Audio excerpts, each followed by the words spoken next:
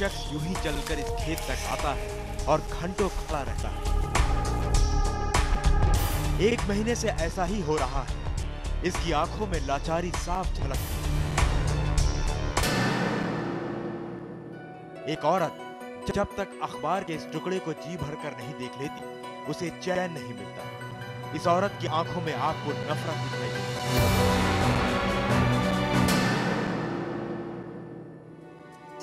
एक लड़के ने स्कूल छोड़कर अपने बाप की दुकान संभाली है।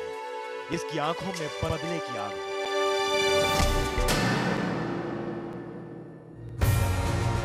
एक लाचार शख्स, नफरत करने वाली एक औरत और बदले की आग में जल रहा एक लड़का, ये तीनों एक ही परिवार में रहते हैं।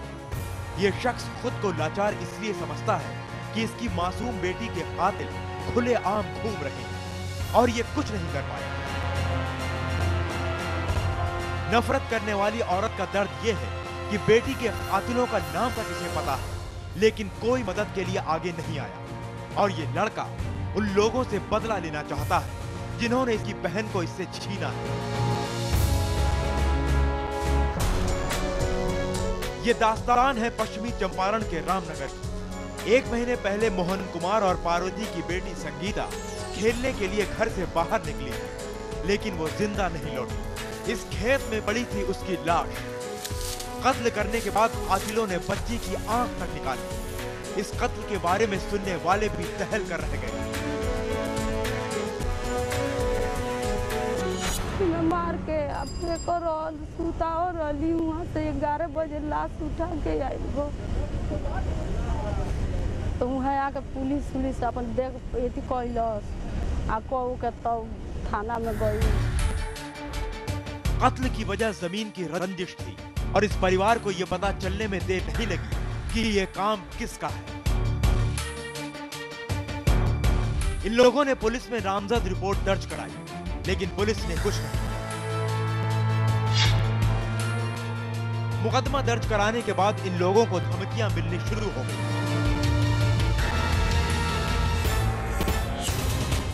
इन लोगों का आरोप है कि कातिलों के ताल्लुकात एक राजनीतिक पार्टी से है, इसलिए पुलिस ने इस मामले को ठंडे बस्ते में डाल दिया।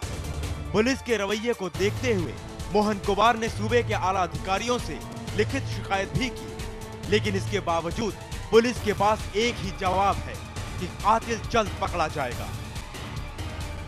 बच्ची की हत्या का अनुसंधान चल रहा है। पोस्टमार्टम रिपोर्ट भी मिल गया है, हमने अभी नहीं देखा है। इस बीच में एक आध ऐसी घटना हो गई कि थोड़ा ध्यान उधर चला गया, इसलिए पूरी एनर्जी से इसमें काम नहीं किया जा सका। इसके बावजूद मोहन कुमार ने इंसाफ की उम्मीद छोड़ी नहीं है। इस बात को लगता है कि कानून के घर में देर है, अंधेर नहीं। लेकिन इस लड़के को कौन समझाए जिसे कानून पर कोई यकीन नहीं है और जिसके दिल में ये बात घर कर गई है कि ताकत जिसके पास है, इंसाफ भी उसी को मिलता है। शाहिद सिद्दीकी, पश्चिमी चंपारण, IBN 7।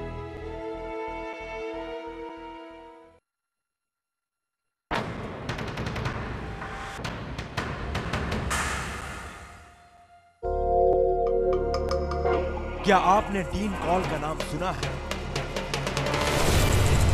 अमेरिका के हडसन शहर का यह खूनी दरिंदा दुनिया के कुख्यात सीरियल किलर्स में शुमार किया जाता रहा है। जब पकड़ा गया तो 17 लोगों के कत्ल की बात कबूल की। बाद में इसे अदालत ने मौत की सजा सुनाई। डीन कॉल की जिंदगी पर फिल्में बनी, नई किताबें लिखी गई और आने वाली पीढ़ी इसके बारे में जानकर, इसके बारे में सुनकर या फिर इसके बारे में देखकर इससे नफरत करती रही। डीन कॉल भले ही दूसरों के लिए खौफ का दूसरा नाम हो, लेकिन टेक्सास में रहने वाला एक शख्स इससे मोहब्बत करने लगा था। नाम था पैट्रिक केरनी उर्फ पैट। पैट डीन कॉल को अपना गुरु मानता था। जरा गौर से देखिए इस शख्स को। पैट को देखकर कोई इसकी हैवानियत का अंदाजा नहीं लगा सकता। इसने हैवानियत की सारी हदें पार कर दी। इसने 28 लोगों को कत्ल किया। पैट के दिलो दिमाग पर डीन की करतूत इस कदर घर कर गई कि इसे जुर्म की दुनिया का सबसे बड़ा और सबसे खतरनाक दरिंदा माना जाने लगा।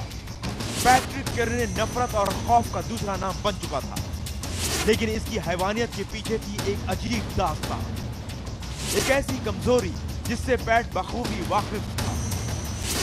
पैट को लगता था कि वो धीरे धीरे अपना सेक्स पावर खोता जा रहा है और नामर्दी के इस एहसास ने इसे दरिंदा बना दिया।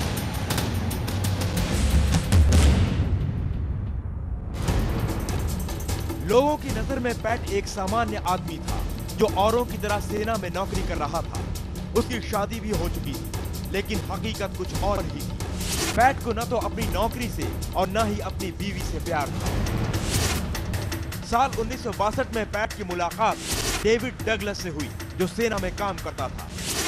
मुलाकात के ठीक 5 साल बाद डगलस अपनी बीवी को तलाक देकर पैट के साथ कैलिफोर्निया चला गया, जहां उसने हग एयरक्राफ्ट में बतौर एरोनॉटिक्स इंजीनियर की नौकरी कर ली और फिर दोनों साथ रहने लगे।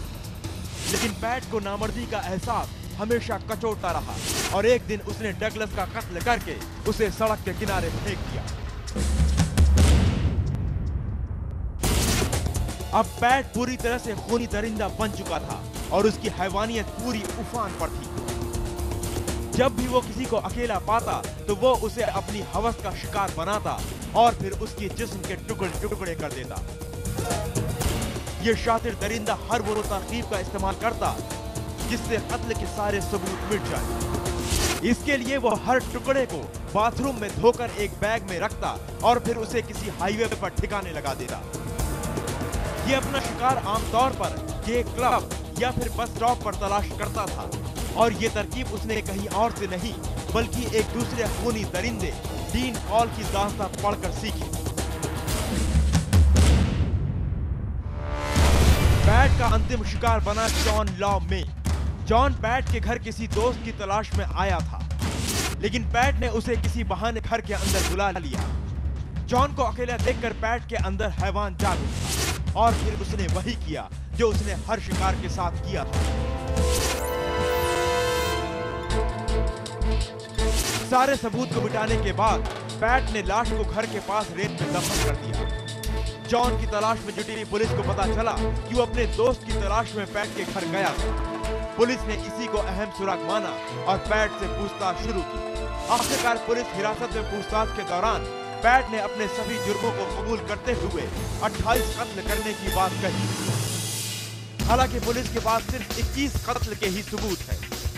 65 साल के पैट ने अदालत में अपना जुर्म इसलिए कबूल कर लिया ताकि उसे मौत की सजा की जगह उम्र कैद की सजा ही हो सके। अदालत ने पैट को उम्र कैद की ही सजा सुनाई। शाहिद सिद्दीकी, IBN 7।